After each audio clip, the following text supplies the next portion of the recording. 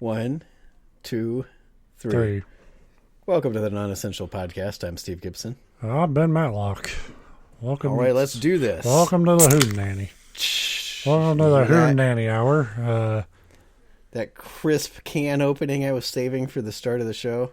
Make it sound like I'm drinking a nice cold beer when it's actually a lukewarm soda water. It's a lukewarm, shitty beer. That would be terrible. Yeah. Like, this is one of those bubbly, sparkling waters. Yeah. Lemon sorbet, it's actually pretty good. But lemon sorbet.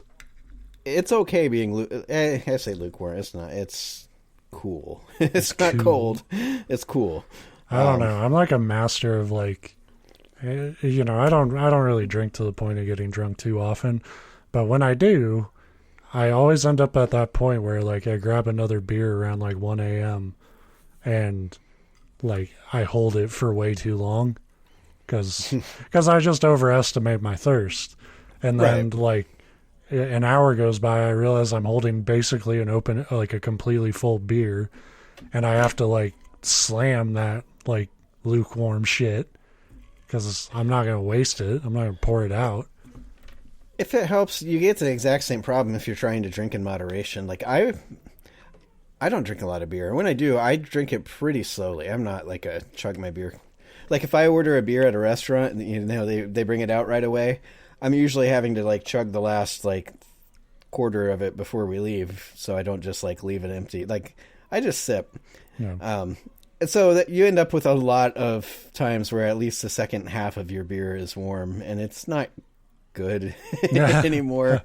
And it's worse when you're not drunk yet. Like I know exactly what you're talking about. I've been there too. But when you're sober and you're like, now you just have this warm beer, and you're like, but yeah, I can't waste it. But it is funny when like you start if you're drinking something awful to start the night. Whether it's, you never start the night with warm beer, but maybe you're drinking some fucking alcohol that's shitty. Milwaukee's Best was the worst I think that we have. Fucking Kraken black rum. I love Kraken rum. I hate that shit, but I'll drink it if it's what we need. No, I don't think I've ever. I can't really do rum straight. I do a lot of my liquor straight anymore, but yeah, I can't do rum.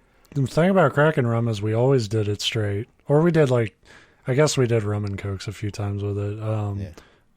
But when you throw that shit up, it's like it's somehow darker than when it went in. Well, and it's like it feels like you've been like you're in a Lovecraft story because you're just painting white toilets like with black tar. You're inking. You're turning into I'm becoming a fucking octopus. Help.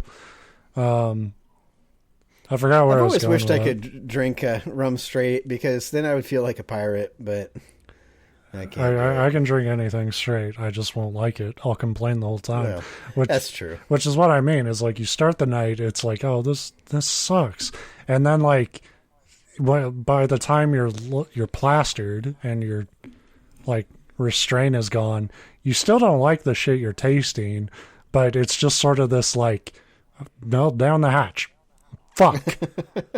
And that's all your reaction is to something that's bad. Yeah. Because at that point you're just 100% momentum. You're talking to a guy that once at a party, I probably told this story. My roommate put his arm through a plate glass window. I was standing on the other side. We had to call 911 because he slashed his arm really. I don't know how familiar you are with old school plate glass, but it's nasty stuff. Pretty much, it's something they don't show in like TV shows and shit. When people break windows and stuff, is you're probably gonna really gouge out your fucking arm and shit. Yeah. Now they make like that tempered glass and it breaks differently, but that was just the old where it cut. Like the piece that fell, I got hit and I probably should have got stitches, but fuck that. I don't go to the hospital for anything. Yes, we're big tough guys here on the Non-Essential Podcast. So like everybody of course scatters to the wind because 80% of us were underage at the time, and ambulance had to come. He's dying. An ambulance Split. Anytime an ambulance comes, the police come. But we lived downtown Pittsburgh. They didn't fucking care about some kids drinking underage. So by the time like all that was settled and he was at the hospital and we heard that he was going to be okay because he was bleeding out pretty good, everybody was like, "Yeah, fuck it, we're going to bed." And I'm like, "There's a bottle of." At the time, what we drank wasn't the Kraken rum; it was that Malibu coconut rum, which Man, fuck I that. can't. Yeah, yeah. I don't know how we drank that then, but there was like a full bottle of it, and I remember specifically, I was drunk enough to like think. I lost a bunch of blood. I need to replace the alcohol I lost. And when I woke up the next morning, I had finished off the bottle. But I woke up, so more power to me. Yeah, But it's like you said, even at the time, I didn't like Malibu rum. I just really hated being sober. Sober, right. Yeah. That's what it was all about. That was the American dream, you know? Whatever fucking booze you could get a hold of. And that's why your weeks revolved around. Like, I didn't know how good I had it. I know. Like, that was... I try to warn kids now. It's like, that are underage. It's like, do you drink? They're like, no. It's like, you should, because it's a lot less fun once you're 21. Yeah. Make your parents buy. If they won't buy, steal that shit from them. You just make friends with somebody that's over 21 and be like, I'll pay you back. I got you. Yeah. And you do. We always paid for stuff, but I know we drank as much as we used to drink. There's no way we were paying dollar for dollar the amount of booze we drank. Somebody was footing that. I didn't pay for shit. And like my MVP drinking days, I didn't have a job, so like I was just going to college. And when you're in college, you don't have money for shit. But some people do because they have parents who are well off. And you just find those parties and yeah, I mean, like I just had to be kind of funny. That's what's funny about it is I didn't even have to be a nice guy. I was an asshole. But if you're kind of funny, people want to drink with you. And the other key is if you find a place where they've been drinking for a little bit, because you find a place like that, if you're not drinking, it pisses them off. So people are just like throw alcohol at you. They're like, drink, drink, drink. Yeah. But like if you just show up before the party started and you haven't contributed shit and you're like, oh, I'm here to drink, that's when people are like, get the fuck out. Yeah. Like, yeah, I mean, there's a lot of people you'll see them like they just get drunk and kind of stare at the wall, and that's cool. Like I'm not faulting. I've definitely had those nights too, but I was definitely like that. Like I was like that sober where you didn't say shit forever, but then you put like 2 drinks into me and I'm like, oh man, how the fuck are you? You know, it's just immediately just flipped a social switch I didn't know was there. That's why we drink. We should have a podcast called "This Is Why We Drink." Yeah. We'll discuss all the benefits. I would feel like such a poser now though, because like I don't really drink. Like, I know. And when I do, I fucking regret it's by it myself now. in shame. Yeah. I'll be like, oh, you know what? It's a holiday weekend. I'm gonna have a beer or two, and then like I said, I'm like piss whining about like how cold it is, and like, oh, that could go down smoother. I think I'll only have half the beer. But yeah, if it seems like this preamble is taking a little long, it's because my topic isn't that interesting today. It's a pre-ramble. No, I think it's interesting. Welcome to the show, by the way. On the show, we tell stories. We try to. We're bad at it. Very. I'd like to think we're getting better. I think we'll really hit our stride at episode 300. But yeah, today's topic, it's, I usually try to do kind of the, A to B to C sort of storytelling, beginning, middle, end. And this one isn't really that. It's just kind of some cobbled together notes about a place that sounded interesting. I've done those before. Yeah, but I don't. And they're terrifying because they're cool when you've come across a topic, and then you're like, I don't know if this is going to translate at all. Yeah, I got about halfway through my notes, and I was like, this might suck, but I'm at the point where I'm confident, and I'm okay being me sucking on this show now. See, that's the key. Just be yourself and be confident. After talking to my therapist, I learned that you can suck shit live for the internet. Actually, I think some of the earliest days of the internet, those were some of the most popular people, the ones that literally sucked shit. Yeah. I think that's what started YouTube. Just stupid fucking assholes who were okay putting a live mic in front of them. No, I mean like taking a straw and sucking up some shit. Like, Yeah. yeah. Yeah, It's got to be one of those big, like I said, you're spoiling episode 300 when I do that. But yeah, so in the 1950s, in the foothills of the northern Georgia mountains, I don't know how familiar you are with Georgia. I am not at all. It's down south of me. Yeah. I've been through it. Yeah. You've been through it. You've been through that war. Yeah, well, anybody that's traveled in Georgia, that's how you say it, is I've been through it, because you survived it. You managed to get in and out alive. Yeah. Well, we're going to talk about some people who didn't. Cool. There was a gorgeous land populated with flourishing communities with names like Castleberry Bottom, which is just a damn shame we don't have a Castleberry Bottom in America anymore. Actually, we do, but I'll get to that. All the residents like killed themselves because they got tired of having to write that on the envelope every fucking time they put their address. Can you imagine if that was your city? I'm the Duke of Castleberry Bottom.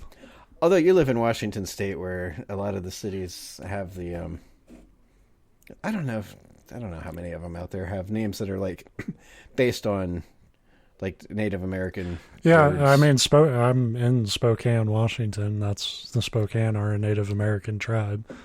Yeah, but that's not like Wisconsin and Minnesota. They really, and I'm not saying it's wrong, and I'm not making fun of the language, but the big town in Idaho nearby here is Coeur d'Alene, which is one of the fucking. I've always hated how that sounded, just like phonetically, like off my Coeur d'Alene. Coeur d'Alene, and it's like Coeur, and then D apostrophe Elaine, and it pisses me off. I just hate how it sounds. It's no Castleberry Bottom, that's for sure. Yeah. And so, just imagine a really nice fucking Georgia countryside or fucking whatever. I need my people online to stop talking about hockey because I keep getting goddamn boop boop. Shut the fuck up. I get it too, and I'm not even like part of that conversation. I don't know why I've never like left that room so that it doesn't. You're a buddy. Do that. One day you'll talk to Adam again.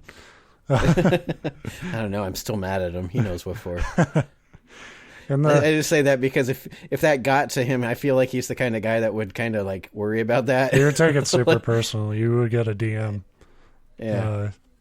And you'd be like, I don't know what you're so fucking mad about, but I'm sorry. So in 1956, the United States Army decided, that's enough of that beauty. We need to make a lake to power other, more successful parts of Georgia. They also needed a thing to prevent the Chattahoochee River from flooding. Chattahoochee is a very funny name for a thing, by the way. Yeah, I like it. It's very silly sounding. That's kind of what I would call, now I can't think of hostess clubs, like in Japan. If you know anything about that culture, like we're going to a lot of people, you hear about that and they think that it's like bordellos or prostitution. It's like, generally, no, they literally pay just to like talk to attractive women so that you feel like you're important. So I'd call mine Chattahoochee because it just sounds like you're going to go chat. And I don't know what a hoochie is, but it sounds like a derogatory term for like a worker in that line of work. I don't know where I'm going with this. It's been a long day. I don't know. I feel like I'm building myself up into that kind of like sleaze bag. Like, how great would it be to just get off like having a nice conversation with a woman? Like, I don't think anything's wrong with. I'm not saying like I wish we had them because I had frequent them, but I don't think they're weird as an American when you first hear about them, and then you're like, I kind of get it. But yeah, I mean, like, I guess maybe that's just getting old, but like, I mean, I've never been the type to like go to a strip club or some shit, but what if like, that cliche group of dudes were like high-fiving about going to a bar for conversation? Right. What a better world we would live in. It's just, I totally fucking talked to her for 30 minutes. It's like, that was sick, dude. So So yeah, Chattahoochee, very funny name, but apparently the awesome power of this funny river would leave the gods in awe if it flooded, so they needed to make a dam. So they decided to make the lake on top of this whole area and on top of a town called Oscarville. The lake covers, I'm not sure how actually big it is, but they said 692 miles of shoreline, so it's fucking huge.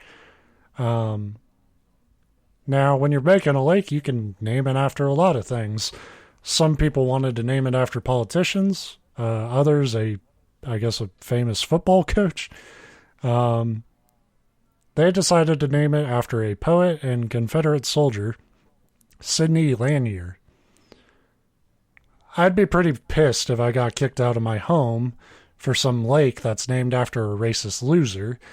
At least pick the football poetry. Yeah, at least pick the football coach who was probably a racist winner. You know? Yeah, you probably said this, and I don't pay attention to what you're saying. When did they do this? Like about what time? This was the 1950s. Okay, so relative. See, I was picturing like way back in the day when you said Castleberry Bottom. Yeah, like I'm picturing like 1800s or. That was probably older. When Castleberry Bottom was a thing. You know, but yeah, in the 50s, that's when they were like, we're going to power Atlanta and fuck you all. The government tried to pay the people in this land what they felt was a fair value for the land. Yeah, that never is. But, I mean, a lot of these communities, like, even if you're paying, like, you know, what you would pay for other real estate and shit like that, like, you got to think, like, these were a lot of communities made up of farms that had been in families for generations. So you can't really, like, put a fair price point on that, like a market value. Unfortunately, the people who did sell would even go on to claim that, like, you know, they regretted it because it wasn't even enough money to really live on once you don't have a home anymore. So locals watched as water was filling the lands, and most of the farms and towns and stuff were demolished beforehand, yet Oscarville was not.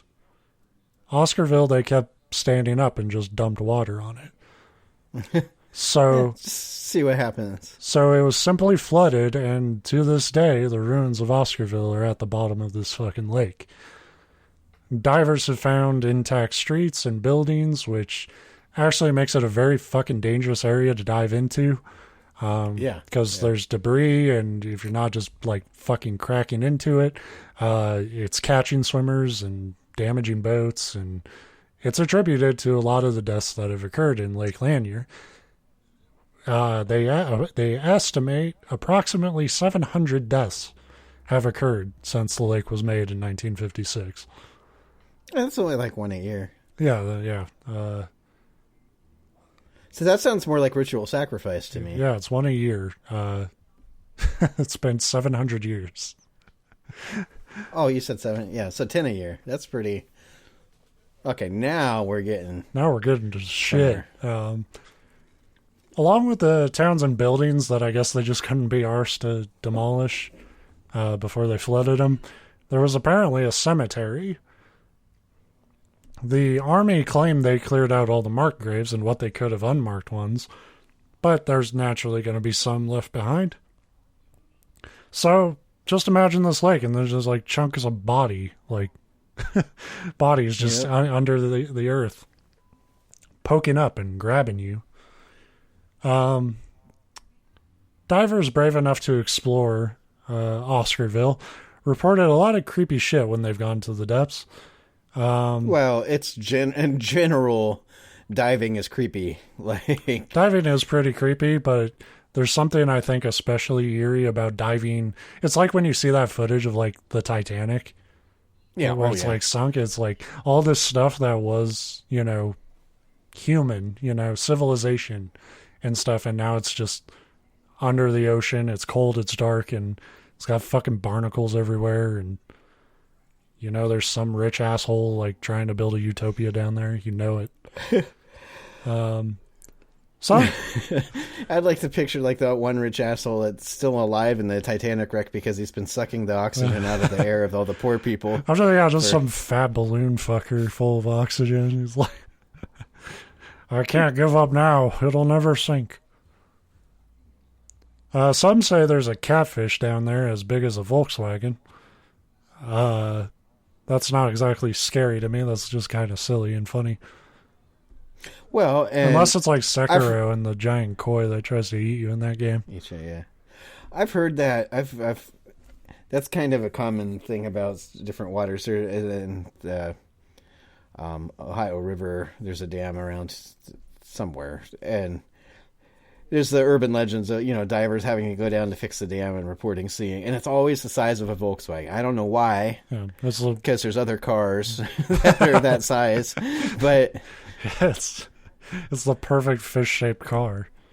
It was, yeah, that's a good point. Like it's, but the Volkswagen Flounder coming this year. Some reported as they were swimming through, it just felt like body parts were just constantly touching you, which is just a typical day at the lake for a guy like me.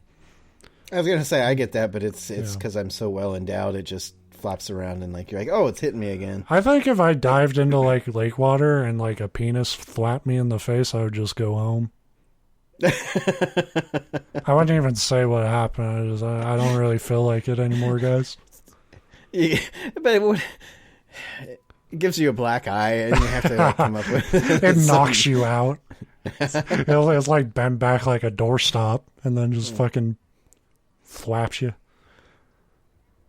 Some say that they can still hear the bells from the sunken church below, which is probably not how sound works, but might be how ghosts work. I don't know. Yeah, you don't know how ghost bells. I don't know. I don't know shit about fuck all. That's why I do this show, to educate. So over the years, there's been a lot of drownings, people missing, freak boating accidents, which probably are not that freaky when you consider the nature of a lake and alcohol. I grew up on a lake, and yeah, I mean, everybody, it was a ghost that set my boat on fire, which is like, to me, is like the most. There's something inherently hilarious about a boat being on fire to me, like just that image of something on fire surrounded by water.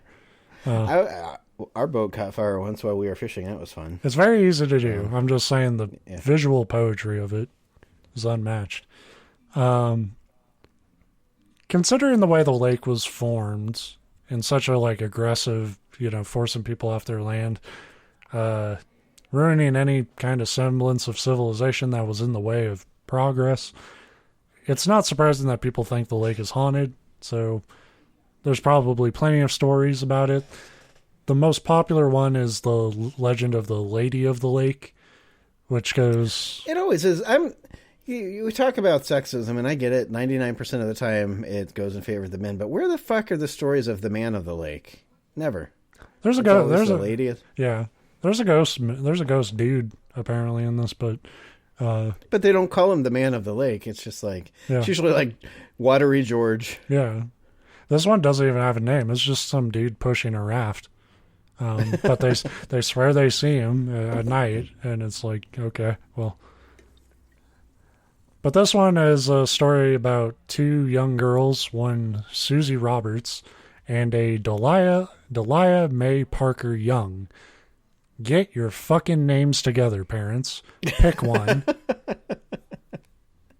Just wait till she gets married and takes and hyphenates. Delia Mae Parker Young Williams. Like, fuck off. You're DMP now. So, these were friends and they were at a dance in town, but they left early. The story goes they stopped for gas on the way, but didn't pay for it. I'm not sure why that detail's in the story. Like, I guess in Georgia, everything needs to show that crime don't pay. Yeah. Because it has nothing to do with the story. So they drove across a bridge over Lake Lanier and lost control of the car. They shot off the bridge into the water. Absolutely the stolen gas. It sounds like they're trying to like set it up like, oh, these irresponsible kids out up to no good, driving too fast and stealing gas. It's like, it sounds like you know how fucking expensive gas is. You should steal it. Right, and back then they didn't have security. Well, I didn't say back then. I don't know when specifically. Yeah, but even now they have security cameras and they still don't pick up shit usually. Like, so they found a body decomposed near the bridge, but they couldn't identify it. It wouldn't be until 1990 that they found the Ford sedan at the bottom of the lake with the remains of Susie Roberts inside. Why did it take them 32 years to think they should check a car at the bottom of the lake? I don't know. I didn't write this shit. They're like, well, we don't see one floating, and we assume it drove out. Yeah, it's just like clearly a chunk of the wall of the bridge is gone. It's like, oh, just patch that up. Just get some putty. So they determined the other body must have been Delia Mae Parker Young's, even though we established hundreds of other deaths in this lake. That's definitely got to be her.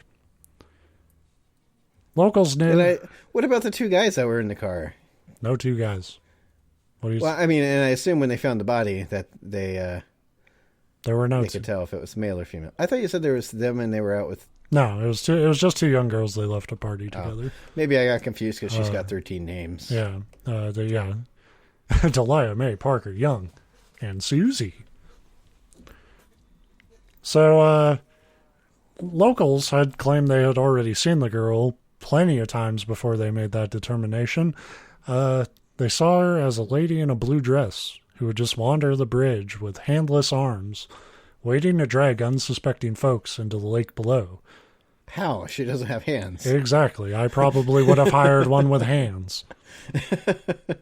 And why doesn't she have hands? Like, what does that have to do with, like, it didn't say anything, or she lost her hands in the rain. Like, is that just, like, ghost shit? Like, you gotta be creepy some way, lose a limb. Oh, maybe the hands got cut off in the afterlife for stealing the gas. Yeah. You know, yeah, I get it now. That's why that detail's in there. Yeah. So apparently that's a common sight on that bridge. Others, I pointed out the shadowy figure on a raft who just sort of slowly inches his way across the water at night with a long pole and a lantern. But as far as I'm concerned, he isn't bothering anyone, so leave him the fuck alone. That's just a dude who enjoys the lake. Some guy out there that just likes to fish at night. And they come up with this whole story about, they're like, there's a ghost on a raft. It's like, my name is Bill. I mean, if I were homeless, I probably would just try to huck fin it, and I would die, because it turns out most rivers aren't meant to be huck finned anymore. But well, yeah, but imagine you wouldn't. A much lower risk of being hassled when you're sleeping. Plus, have you ever fucking floated in a raft? It's very pleasant. Wonderful. Yeah. It's actually it's how I go to sleep most nights, is imagining myself just sort of gently going down the water. Yeah. I always have like my noise machine on with some kind of water sound in the back, and it's like, if I was on a boat right now, I'd also be falling asleep, but I'd be falling asleep on a boat. Just because I'm wearing a fucking, heavy hooded cloak with a hook for a hand does not mean I'm a ghost. That's the thing. Whenever I hear a ghost story, I want some qualifier that tells you that that had to be a ghost, because a lot of times it's like, I was driving and a figure crossed the road. It's like, okay. What made you jump to ghost? Yeah. Right. But I mean, I do that shit too. It's the vibe, Yeah. Well, I told the story about the guy on the trail I came across when I was hiking, in pitch black, and 100% was the vibe. And the fact that he was dressed like head to toe in gray and missing a hand, and you're exactly painting, if you said paint a picture of an old timey ghost on a trail that you come across at night, he is who you would have painted. But he had two nice dogs, so if he was a ghost or not, I don't care. I got to pet some dogs. That's I might have told it on the old podcast we used to do, but or maybe I did it on one of the earlier episodes. But I've talked about when I was walking to work at 3 a.m. one morning, a little kid rode a bike across the street, and it was just his silhouette. And then when I got to the end of the road, he wasn't that far ahead of me, but when I got to the end of the road, he was gone. There was no sign of a kid. anywhere. And it's creepy. Yeah, it's fucking weird. And yeah, your mind first jumps to ghosts. And there's, the reality of it is there's some kid on a bike. Like, did you see that doofus walking down the road? Like, he's like hiding in a bush because he was afraid he was going to get in trouble because you caught him out, like sneaking out of the house. Yeah. But I mean, like, what made that more eerie and freaky and made me feel like someone was fucking with me was the next day when I had to walk to work at the same time. There were tiny, like, kids' tennis shoes just in the middle of the road. And that I'm not making that up. It was fucking weird. I remember you telling the story, and it was weird. To this day, like, the more I think about that detail, the more I'm like, no, that was a fucking ghost. Because I'm not, we've said it. You said it best on the show. Is like, I don't believe in ghosts, but I'm wrong about a lot of stuff. Right. And that's how I feel about that shit. So. No, I was gonna say, and out of all like the weird paranormal stuff out there that people believe, ghosts are probably the most plausible to me. Like, I mean, I'm only sure that I don't know a great many things at this age. So there's a lot of ghost legends and stuff. You could probably dig up a ton of them. I didn't really bother doing that with this one because I'm very lazy. But also because, like, to me, ghost stories kind of... I want to be selective about the ones I bring to the show because they're kind of the same blueprint. It's like some Victorian-era fucking chick stared sad out a window. It freaked me out. It's like, it's... You've heard one, you've kind of heard them all. Yeah, that's what we tend to focus more on, like, categories of, like, creatures and... Yeah. Stuff. I'm not against doing ghost stories, but I want the backstory to be really interesting. Yeah, that's what I was about to say. Like, we tend to also, if you're going to do a ghost story, they're ones that have some real verifiable history behind them, or at least like the story is more the backstory, not just like somebody saw a figure once and then a ghost happened. And it was they say a woman was really sad and she died because that's it. 99% of them is. And that's how most women talk to me. They, they get really sad and they walk away, and ghosts treat me the same way. That's why I'd be fucked on one of those ghost hunter shows because every room you walk into, the psychic would be like, I feel just some really sad, negative energy. Oh, that's just Steve. Yeah, I'd be like, are you here right now? Are you trying to communicate with us? And then just like in that static, it's like, shh, go away, you freak. Shh, go away. Shh. Go away. So yeah, a lot of ghost stories here, but, maybe like these legends kind of started less from the formation of the lake and more to do with like kind of the troubled history the town of Oscarville had before it got flooded. You see, Oscarville, for its time and its heyday, if you want to call it that, was probably one of the more successful black communities in the South, with 1,100 black people who owned land and operated businesses in the county that Oscarville was in. So you have to think that in early 1900s, racism didn't look too kindly on that. Yeah, and I was just about to say, it's amazing to me what some of these places were able to do, because you think about that and you say, oh, it's a black community with black businesses and sounds like they were successful. Well, that's, as hard as that sounds, it was even harder, because imagine being a business and say, fine, I'm a black-owned grocery store and I serve a black community. That's great. Where do you get your stuff from? Because most of your suppliers are racist assholes. Like, I mean, it sounds hard, and it was like even harder for that to happen, and it pissed racists off. Totally. Totally. And it's stuff out of like, every fucking movie from that era that you could think of was going down. And one pretty fucking brutal example was in 1912. An 18-year-old white woman named May Crow was raped and murdered nearby the Chattahoochee River, just by Oscarville. And 4 black people were pinned with the murder. Siblings Oscar and Trussie Daniel, who were 18 and 22, respectively, their cousin, Ernest Knox, who was 16, and Robert Big Rob Edwards, who was 24. Unfortunately, Edwards' jolly nickname did him no good, and he was charged for rape and murder, I think, before any of them. And he was taken to jail in Cumming, Georgia. And one day... Sorry, that's just funny to me when it's a rape trial. Yeah. But, Hey, we got to be able to laugh at the hard shit sometimes. Like a town named Cumming. One day after his trial, a white mob stormed his cell and shot him, dragged him through the streets, and hanged him from a telephone pole outside the courthouse.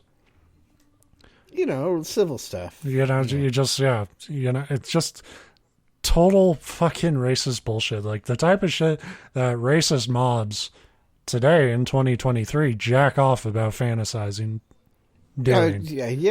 Yeah, and not even quietly anymore. They're literally talking about it in public. We need to get back to that stuff. Like people, like those people haven't gone away or toned down.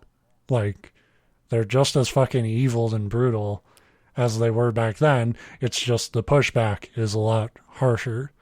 But it could be better. I'm saying we could just hit these people with bats.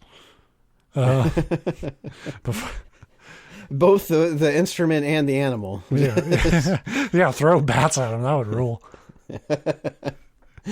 No, I've trained them to get them. So, Edwards got dragged away by the mob. Ernest and Oscar were charged a month later and pronounced guilty in just over an hour of deliberation. 5,000 people watched them be hanged. Trussie's charges were dismissed, but the three boys in the case were believed to be innocent by more than a few people back then, which wouldn't surprise me. It was totally that thing back then where it's like, it's speculative. You don't know what happened, but knowing the climate, you just know there were women who were raped and murdered, and these people were like, "Oh, move it over to the black community," and right, it'll fall back on them, and it'll become a race problem. Well, there's two problems. There was a lot of crimes committed by white people that got pinned on black people because it was easy. And even if it was somebody from that community that raped her, the police, all they care about, and it still happens to this day all the fucking time, is making a conviction. Yeah. And when you have that kind of racism, they don't care who they pin it on. They just want to pin it on. Because they feel like they know that they're probably wrong, but they feel like, well, I'm sure they deserve it too. That's the attitude that goes into it, and it's disgusting, but it still fucking happens. Yeah. But it happened a lot back then too. Yeah, I mean, there's still that kind of bloodlust from the masses whenever there's a violent crime. Is because naturally you don't want people to get away with that shit, but it does blind us. Well, and it's one thing when it's just people, but when it's the law enforcement that their literal job is to find the guilty party, and they don't care, they just want to find a party so they can pat themselves on the back. Yeah. Yeah, it's really timely too, because that Emmett Till lady, I guess, the woman that accused him, she finally fucking died today. Oh, jeez. Not justice. She died of old age, and that's not fair, given what But yeah, wow. I mean, I didn't know that. I read that anyway. It could be wrong because it's the internet, but what if you predicted it? What if she dies an hour after this episode is uploaded? I wouldn't feel too bad. It's don't you record on Thursdays? No. So yeah, after killing Edwards, white mobs started calling themselves stupid shit, like Night Riders and stuff. Isn't that the best? The racists, the more racist They're and white supremacists you are, the dumbest. I mean, fucking look at Proud Boys. Who wants to be called a Proud Boy? Yeah, a bunch of fucking fat white dumpy morons going around. We're the Justice League.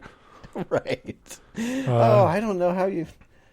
And then you think that you're the supreme. Yeah, we're the pinnacle. Cream of the We're the crop. pinnacle of the race. You fucking assholes. Yes. So they started going door to door with torches and guns, destroying black buildings and demanding that black citizens leave the county. So, like, you know, destroying the towns of this area with the lake probably had a lot to do with all the creepy shit going on. And it probably also had a lot to do with the population numbers in Georgia. But apparently, this, like, mob tactic was pretty successful at pushing out black people because apparently less than 5% of that county's population is black today. Jeez. I mean, and of course, I'm coming from a position where I've never had to experience that kind of stuff in my life, but I get it. Like, I wouldn't want to fucking stick around in an area like that. Yeah. Of course, the scary part and the problem is most of the country was an area like that. Yeah, like, I mean, it's really hard to fucking move around and shit, especially when it's like you're being forced out of your home. You're not planning it. They didn't, well, we'll save up in 5 years and the fucking Night Riders will let us go. Like, no, they're fucking telling you to leave and you're being threatened constantly. You gotta go. You know, it's just shit. It sucks. Yeah.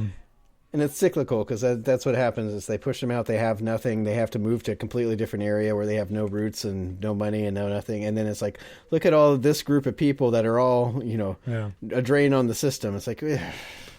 So, I mean, you have to imagine that, like, a lot of the racial harassment, assault, and murder, like, you know, if you are, like, spiritual and you believe in ghosts and stuff, like, you probably believe that all that negativity and stuff probably still lives in that fucking land that got flooded, you know. So you're like, it's not. I could see it's being not pretty so. pissed off. It's not surprising if I was in an area where I had gotten lynched in the streets for my race, and then my family home got forcibly bought by the government and submerged underwater, and then named for a fucking Confederate soldier.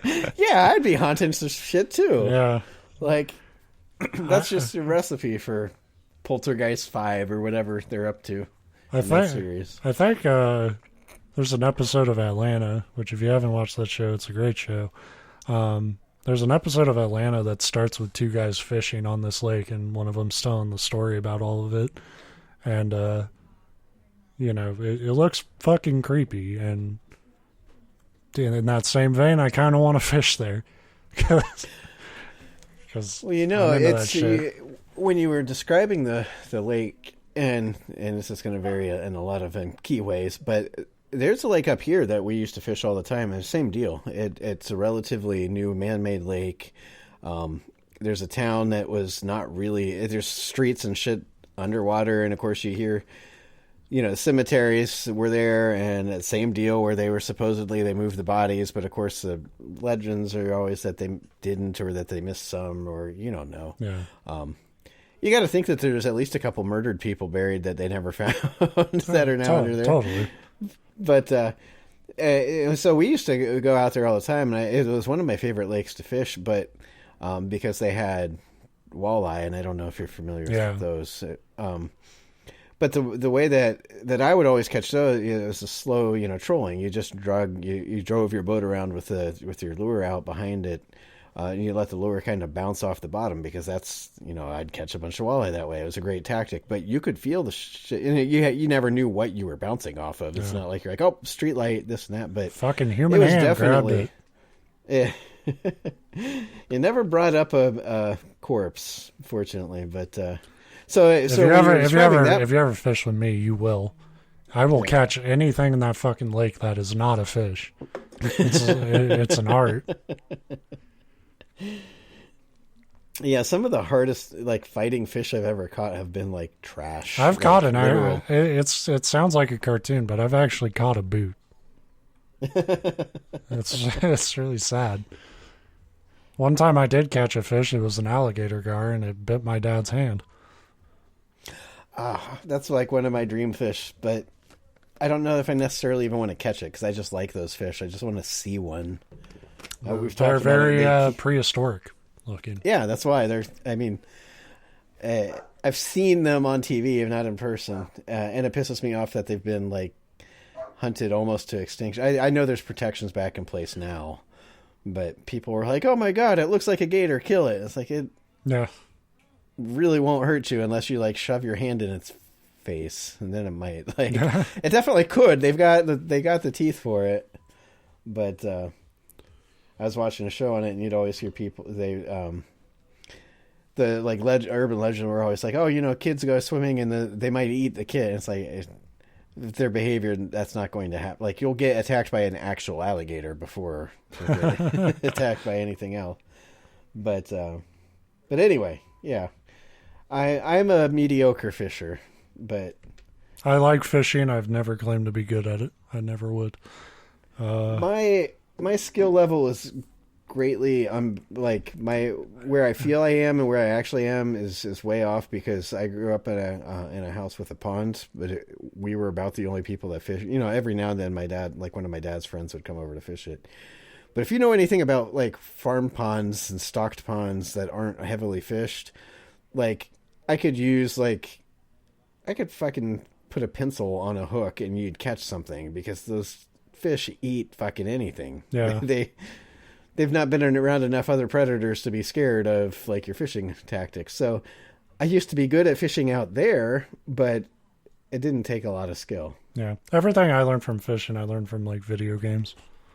Yeah. It's just, don't let it snap the line. Oh, it snapped. You catch a fish and you're listening for the ding, ding, ding, ding sound. You're like, I don't hear it. I can't hear the beeping. I guess, cap this off with a Ben's video game review minute, but I've been playing a game called Dredge, which is like a Lovecraftian fishing game. Yeah, and I too have been playing Dredge. It's fucking rules, and yeah, but also for me now, fishing is like the quick time events, and then when you're in the middle of it, a giant fish pops up and breaks your boat. That's what's so funny about it is that when it came out, and I was really happy to see it get a lot of good buzz, and people were loving it, and people are like, "Oh, I love this game. It's the exact kind of chill game I need." I'm like, "Chill? It sucks. What part of the game's chill? I am constantly stressed playing." Those are guys who are not night fishing, and then they're not living. Yeah, I don't know what they're because part of the mechanic is that there's a day-night cycle, and everything you do action-wise advances the time, which I really like the fact that if you just like stop and you're not moving, you're just going through your menu system, time doesn't advance, because that does take some of that. One of the biggest things that gives me stress in video games are timed challenges when you have some kind of like, that game does have a little bit of that. I didn't realize it, but there was like some dude who asked me to bring him a fish, and I did, and he's like, "Bring me another type of fish." And then I didn't for many days. And then I went back to him and he was dead. Yep, I'm waiting for that to bite me in the ass too. Like, so, I just get this feeling, because he was a mysterious hooded figure, and I'm like, he's going to fucking haunt me now. Yeah. But he hasn't haunted me. Yeah. I had the fucking scariest moment of my life with that game yesterday, though, when I like pulled up to a shipwreck and it turned out to be a giant crab. Yep. Fucking scared the shit out of me. I was not prepared. So play Dredge. It's really good. And go fishing and talk to ghosts. But it's not chill. I mean, it's not like the most like frantic or it's not like playing Silent Hill or. No, it's just a really atmospheric, like gloomy, kind of tense. But I feel like I'm constantly up against the clock because I'm the kind, and I think you can probably be out at night more than I actually am and survive. But like the second it starts to get dark, I'm like, gotta get to a port. Not even gonna risk it. In general, you kind of need to be hugging a port at least. Yeah. Like you can't go out. You can't be going out to fucking open water because you'll just panic and freak out. But yeah, I've been really impressed with it. So do that. Buy Dredge, play Dredge, and listen to our show while you play Dredge. The second I saw it, I'm like, I know that this is going to be a game for me because it's got fishing. So right off the bat, like, that's you got me. And then it's got that like shape-based inventory management where that it's like RE4 inventory shit. It's great, but in a way that it's like it's a core part of the experience, so it's not like annoying, because some games do it and it's just like a hindrance to you, but like that's the point of this one. It's like managing, so the bigger the more awkward shapes, getting them in there. So you actually get an achievement if you fully load your inventory, your cargo, and that made me feel so good that they thought of that. And then it's got the like making money thing, which with like kind of busy work, like every like one of my guilty pleasure like game mechanics. It's like this is the game built around all of those things. It like captures the kind of lonely, eerie tone of what we kind of romanticize fishing to be, but it also has that kind of addictive work cycle of like a Stardew Valley or something, and then it's got like great. RPG, like a quest, like an actual storyline too. Like it's a very good game. I recommend it. Yeah, but can't recommend it higher. I haven't played it in a while because just life's been too fucking busy. Yeah, but well, I'm building a real boat and I'm gonna live the dredge life for real. As I established, I can't catch shit, but I'm gonna do it. And it's just because I always have to show off my like whole ignorance of geography, and especially Washington State. I was going to say you can do it because you're right there on the coast. You're not close to the coast because you're like you said. I would have to take my boat about 6 hours to get to the coast. Right.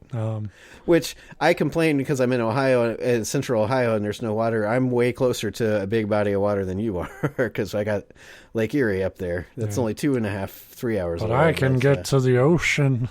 Yeah, I can't do that. Not in 6 hours. But actually, though, it's really not that much farther. I think it's about 8 hours to the coast. Really?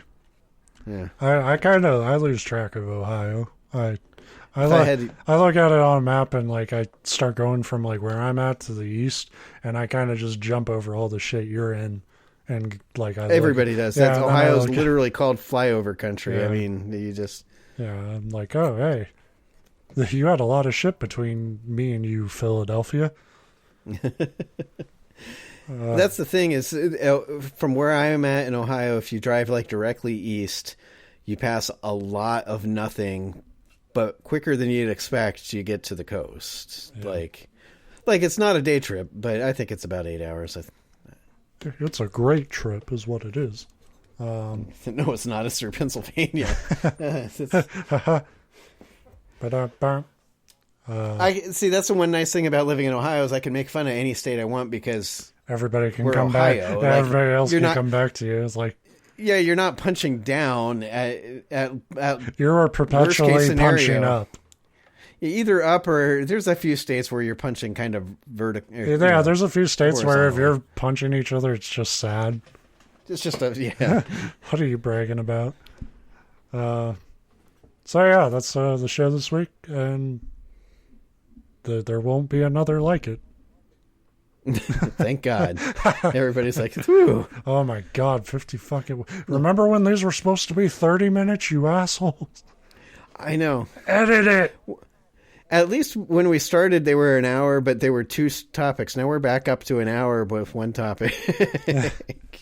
And the topics aren't any longer either. No, we're just drag them out more. We're just like, we haven't cleaned up our shit. We've gotten substantially worse. So watch it continue to crumble next week. Yeah. Bye-bye. I'm out of here. Farewell. Got a bottle of bourbon with my name on it. I love you all. I don't. If I ever got to that point where like you walk into a liquor store and they've got a bottle with your name on it waiting for you, that's... Yeah. That's home.